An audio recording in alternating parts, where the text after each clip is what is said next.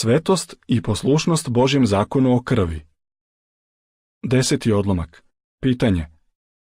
Zašto je važno da budemo poslušni Božjem zakonu o krvi?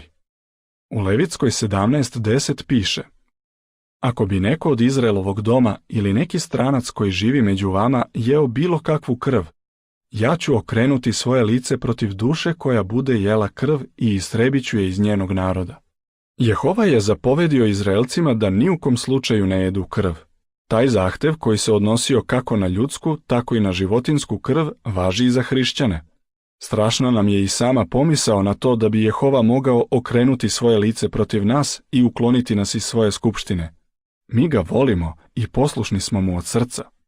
Čak i kad je u pitanju život, čvrsto smo rešeni da ne popustimo pred molbama i pretnjama onih koji ne poznaju Jehovu i ne obaziru se na njegove zakone.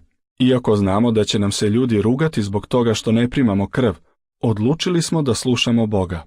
Šta će nam pomoći da budemo čvrsti u svojoj odluci da ne jedemo krv niti da prihvatimo transfuziju krvi? Ponovljeni zakoni 12:23.